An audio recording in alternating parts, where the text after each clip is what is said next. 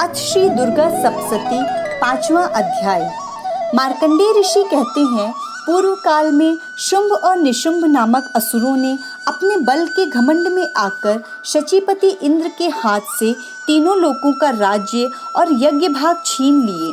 वे ही दोनों सूर्य, चंद्रमा, कुबेर, यम और वरुण के अधिकार का भी उपयोग करने लगे। वायु और अग्नि का कार्य भी वे ही करने लगे।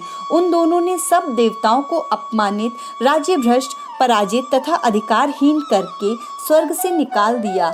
उन दोनों महान असुरों से तिरस्कृत देवताओं ने अपराजिता देवी का स्मरण किया और सोचा, जगदम्बा ने हम लोगों को वर दिया था कि आपत्ति काल में स्मरण करने पर मैं तुम्हारी सब आपत्तियों का तत्काल नाश कर दूंगी। यह विचार कर देवता गिरिराज हिमालय पर गए और वहां भगवती विष्णु माया की स्तुति करने लगे।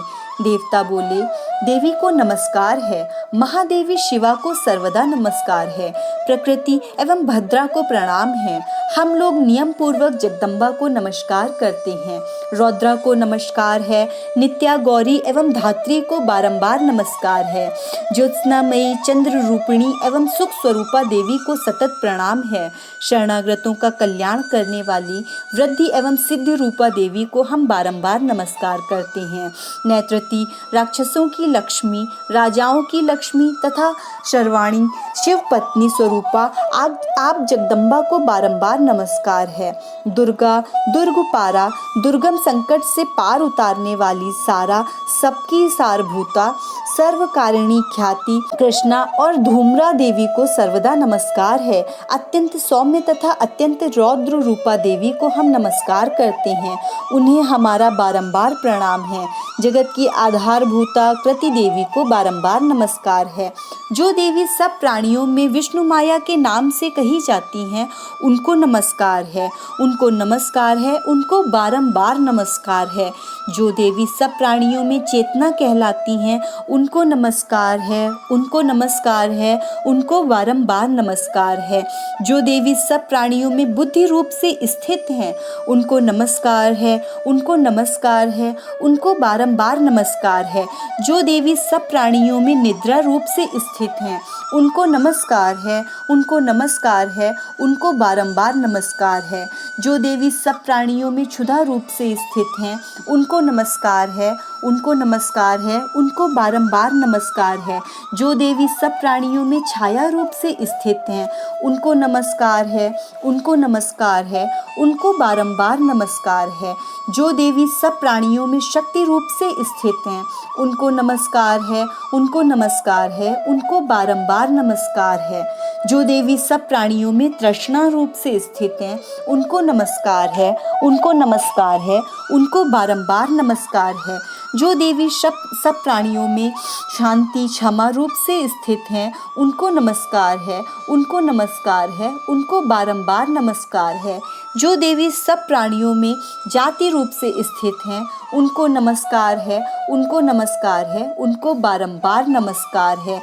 जो देवी सब प्राणियों में लज्जा रूप से स्थित हैं, उनको नमस्कार है, उनको नमस्कार है, उनको बारंबार नमस्कार है। जो देवी सब प्राणियों में शांति रूप से स्थित हैं, उनको नमस्कार है, उनको नमस्कार है, उनको बारंबार नमस्कार है। जो देवी सब प्राणियों में श्रद्धा रूप से स्थित हैं, उनको नमस्कार है, उनको नमस्कार है, उनको बारंबार नमस्कार है। जो देवी सब प्राणियों में कांति रूप से स्थित हैं, उनको नमस्कार है, उनको नमस्कार है, उनको बारंबार नमस्कार है।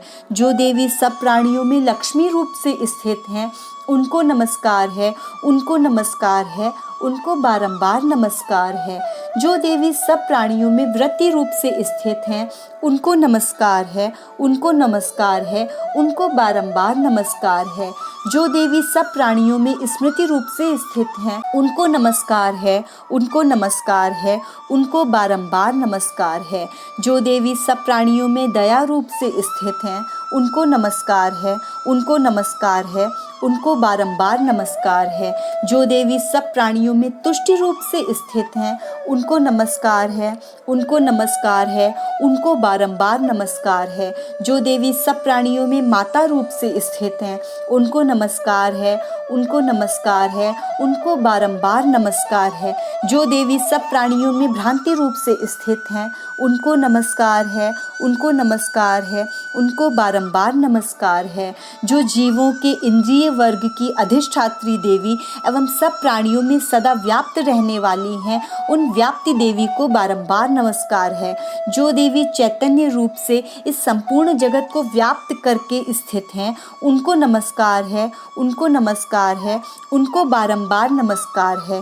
पूर्व काल में अपने अभीष्ट की प्राप्ति होने से देवताओं ने जिनकी स्तुति की तथा देवराज इंद्र ने बहुत दिनों तक जिनका सेवन किया, वह कल्याण की साधना भूता ईश्वरी हमारा कल्याण और मंगल करें तथा सारी आपत्तियों का नाश कर डालें। उद्दंड दैत्यों से सताए हुए हम सभी देवता जिन परमेश्वरी को इस समय नमस्कार करते हैं तथा जो भक्ति से विनम्र पुरुषों द्वारा स्मरण की जाने पर तत्काल ही संपूर्ण विपत्तियों का विनाश कर देती हैं, वे जगदम्बा हमारा संकट दूर करें। मार्कंडेय ऋषि कहते हैं, राजन, इस प्रकार जब देवता स्तुति कर रहे थे, उस समय पार्वती देवी गंगा जी के जल में स्नान करने के लिए वहां आईं। उन सुंदर बहुओं वाली भगवती ने देवताओं से पूछा, आप लोग यहाँ किसकी स्तुति कर रहे हैं? तब उन्हीं के शरीर कोश से प्रकट हुई शिवा देवी बोली, शुंभ दैत्य से तिरस्कृत और युद्ध में निशुंभ से पराजित हो यहाँ एकत्रित हुए ये समस्त देवता यह मेरी ही स्तुति कर रहे हैं। पार्वती जी के शरीर कोश से अंबिका का प्रादुर्भाव हुआ था, इसलिए वे समस्त लोकों में कौशिकी कहलाईं। कौशिकी के प्रकट होने के बाद पार्वती देवी का शरीर काले रंग का हो गया, अतः वे हिमालय पर रहने वाली कालिका देवी के नाम से विख्यात हुईं। तदंतर शुंभ निशुंभ के भ्राते चंडमुंड वहां आए और उन्होंने परम मनोहर रूप धारण करने वाली अंबिका देवी को वहां देखा। फिर वे शुंभ के पास जाकर बोले, महाराज, एक अत्यंत मनोहर स्त्री है जो अपनी दिव्य कांति से हिमालय को प्रकाशित कर रही है। वैसा उत्तम रूप कहीं किसी ने भी नहीं देखा होगा। असुरेश्वर, पता लगाइए वह देवी कौन है और उसे ले लीजिए। स्त्रियों में तो वह रत्न है, उसका प्रत्येक अंग बहुत ही सुंदर है तथा वह अपने श्री अंगों की प्रभा से संपूर्ण दिशाओं में प्रकाश फैला रही है। दैत्यराज, अभी वह हिमालय पर ही मौजूद है, आप उसे देख सकते हैं। प्रभु, तीनों लोकों में मणि, हाथी और घोड़े आदि जितने भी रत्न हैं, वे सब इस समय आपके घर में शोभा पाते हैं। हाथियों में रत्नभूत ऐरावत, यह रिजात का वृक्ष और यह उच्चैश्रवा घोड़ा, यह सब आपने इंद्र से ले लिया है। हंसों से जुता हुआ यह विमान भी आपके आंगन में शोभा पाता है। यह रत्नभूत अद्भुत विमान जो पहले ब्रह्मा जी के पास था, अब आपके यहाँ लाया गया है। यह महापद्म नामक निधि आप कुबेर से छीन लाए हैं। समुद्र ने भी आपको किंजली नामक माला भेंट की है जो केसरों से सुशोभित है और जिसके कमल कभी कुम्हलाते नहीं हैं। सुवर्ण की वर्षा करने वाला वरुण का छत्र भी आपके घर में शोभा पाता है तथा यह शेष रथ जो पहले प्रजापति के अधिकार में था, अब आपके पास मौजूद है। दैत्येश्वर, मृत्यु की उत्क्रांतिदा नाम वाली शक्ति भी आपने छीन ली है तथा वरुण का पाश और समुद्र में होने वाले सब प्रकार के रत्न आपके भाई निशुंभ के अधिकार में है। अग्नि ने भी स्वतः शुद्ध किए हुए 2 वस्त्र आपकी सेवा में अर्पित किए हैं। दैत्यराज, इस प्रकार सभी रत्न आपने एकत्रित कर लिए हैं। फिर जो यह स्त्रियों में रत्न रूप कल्याणमयी देवी है, इसे आप क्यों नहीं अपने अधिकार में कर लेते? मार्कंडेय ऋषि कहते हैं, चंडमुंड का यह वचन सुनकर शुंभ ने महादैत्य सुग्रीव को दूत बनाकर देवी के पास भेजा और कहा, तुम मेरी आज्ञा से उसके सामने ये बातें कहना और ऐसा उपाय करना जिससे प्रसन्न होकर वह शीघ्र ही यहाँ आ जाए। वह दूत पर्वत के अत्यंत रमणीय प्रदेश में जहाँ देवी मौजूद थी गया और मधुर वाणी में कोमल वचन बोला। दूत ने कहा, देवी, दैत्यराज शुंभ इस समय तीनों लोकों के परमेश्वर हैं। मैं उन्हीं का भेजा हुआ दूत हूँ और यहाँ तुम्हारे ही पास आया हूँ। उनकी आज्ञा सदा सब देवता एक स्वर से मानते हैं, कोई उसका उल्लंघन नहीं करता। वे संपूर्ण देवताओं को परास्त कर चुके हैं। उन्होंने तुम्हारे लिए जो संदेश दिए हैं उसे सुनो। संपूर्ण त्रिलोकी मेरे अधिकार में है। देवता भी मेरी आज्ञा के अधीन चलते हैं। संपूर्ण यज्ञों के भागों को मैं ही पृथक पृथक भोगता हूँ। तीनों लोकों में जितने श्रेष्ठ रत्न हैं वे सब मेरे अधिकार में हैं। देवराज इंद्र का वाहन ऐरावत जो हाथियों में रत्न के समान है मैंने छीन लिया है। क्षीर सागर का मंथन करने से जो अश्वरत्न प्रकट हुआ था उससे देवताओं ने मेरे पैरों में पड़कर समर्पित किया है। सुंदरी, उनके सिवा और भी जितने रत्नभूत पदार्थ देवताओं, गंधर्वों और नागों के पास थे वे सब मेरे ही पास आ गए हैं। देवी, हम लोग तुम्हें संसार की स्त्रियों में रत्न मानते हैं, अतः तुम हमारे पास आ जाओ, क्योंकि रत्नों का उपभोग करने वाले हम ही हैं। चंचल कटाक्षों वाली सुंदरी, तुम मेरी या मेरे भाई महापराक्रमी निशुंभ की सेवा में आ जाओ, क्योंकि तुम रत्न स्वरूपा हो। मेरा वर्ण करने से तुम्हें तुलना रहित महान ऐश्वर्य की प्राप्ति होगी।